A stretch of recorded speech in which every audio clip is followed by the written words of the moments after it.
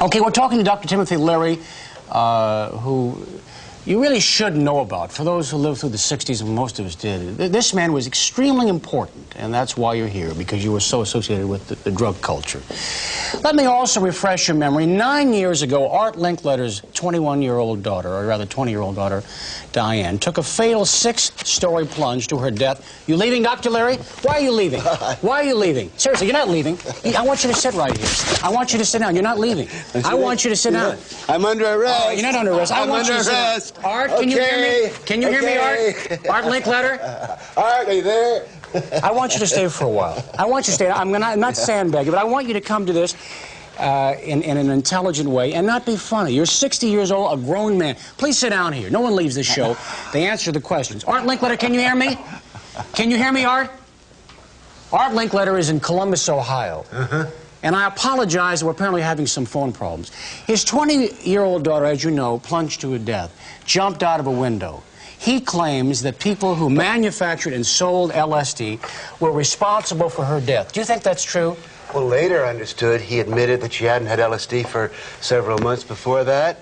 Now, the relationship between Art Linkletter and his daughter, or the relationship between Art Linkletter, who's made a living for 20 or 30 years making fun of kids, you know, things that happened 10 years ago. Dr. Leary, do you see any relationship between her death caused by in other words, do you think that LSD was a part of her death, the fact that she committed suicide? How does anyone know? I would say the chances are 1,000-1 no. So but Art certainly made a lot of money and got on a lot of shows. He got himself into the Nixon White House. How many? Riding on the death of his daughter. Dr. Leary, how many? And I think that's ghoulish. How many LSD ghoulish trips? For people like Dr. Carol Leary? Burnett, whose ratings are going down. Let me ask Carol you this Burnett question. Do we have a phone forcing call? her daughter. Art, can you hear me? Yes, I can hear you. I'm sorry, we have technical problems. Dr. Timothy Leary is here. Let me ask you this question. I know that Diane died in 1970.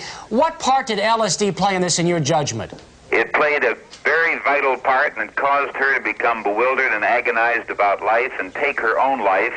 And in Art, I think it was you that caused her. Wait a minute. Dr. Leary? Your hypocrisy. All right, no, wait a minute. And you're riding it. You got to the Nixon White House, didn't you? Because you became on the basis of his daughter's death. No, wait a minute. He rides That's an outrage, Tim. That's ghoulish. Oh, stop. I will throw you off the show if you don't listen to these questions. Well, Art, let me ask you this. I know.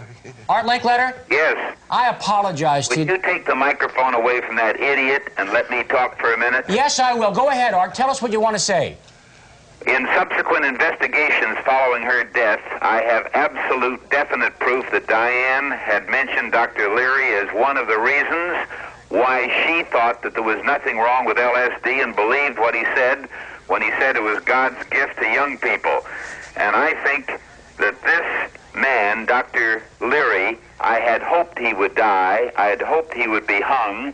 Then I had hoped he'd stay in prison for life. And now I'm glad he's out as a pitiful example of an aging hippie, a gruesome spectacle of how drugs can ruin a brilliant mind, a third-rate comic in cheap nightclubs with a routine that evokes pity. I've seen it on TV, exploited like any ex-convict with a sensational past, and I predict and hope and pray that his next appearance in show business is where he belongs, in the sideshow of a circus, not as a barker, but as a freak inside.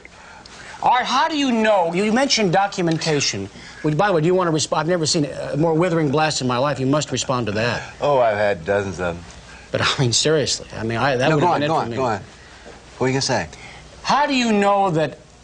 What evidence do you have of the documentation that LSD was responsible for her death? Well, it's an absolute fact. Her boyfriend, her brother, she talked to her brother several times before she died. She was getting flashbacks from LSD. She was not a drug addict. She was an experimenter like so many of the young kids who were believing. And mind you, I do not blame Dr. Leary for all of this. I think he was an important part of it. Such things as Grace Slick and the Jefferson Airplane and the rock group singing the songs of drugs. People who were like Ginsberg the poet, and even Aldous Huxley in his Doors of Perception was talking about the glories of drug abuse. It was a drug world, but Timothy Leary happened to be an intellectual, university-based guru and gave the youngsters a kind of a rallying point. They weren't just talking about hippies. They were talking about an intellectual leader And he, who was, by saying these things, was giving them an additional argument for experimentation in this tremendous time of the 60s. All right, I have a few questions. I'd like to get it off Tim just for a little bit. All right, briefly, what do you say to parents? You've had this experience. You had 5 children. You have 4 now. If the parents are involved, if kids are involved in drugs, what do you say to parents? What should they do about it? Don't panic. Don't beat up on the kid physically or emotionally. Don't rush off and call the cops, but rather develop an attitude of listening and patience and understanding. The first thing every parent should do is to learn something about drugs and stop making it an emotional hot button. Right. And I want to tell you a study of teenage kids who do not use drugs or booze. And we're always studying the kids who do, but let's look at the kids who don't. 9 out of 10 of them are close to their parents. 9 out of 10 of them say that their parents check up on them, know what they're doing and who they're with. And 8 out of 10 say that religion is an important or moderately important to them. Listen, Art, when are you coming to New York? Probably in a couple of weeks. Would you come on our show? We want you to be on the show. It's important. We have statistics that at least 1 million people every month are involved in. I don't know what they are, but they're alarming. If one is involved, it's too much. Listen, I lecture. I know you do. And travel all over the country. In fact, I'll be in Chattanooga tonight speaking for Teen Challenge on the subject. Come up here, will you? We're at WCBS in New York. Love to be on your show. Give my best to Jack. I went to Emerson Junior High School with your son, Jack Linkletter. Good for you, Stan. All right. Thanks very much. All right, Dr. Leary, look, we've sandbagged you to some extent. You are not... Are you all right? Am I all right? Yes. How many LSD trips have you taken? Well, it's like how many times have we made love? You know? Well, they say you've taken 600 LSD trips. Does that sound about right? Could be. Do you think you've lost any of your brain power? I mean, seriously, do you think you've suffered any brain damage as a result of that? Yeah, I think I'm one of the smartest people on the planet today. I'm writing 2 or 3 books a year. Right. I'm giving lectures. I'm very well received.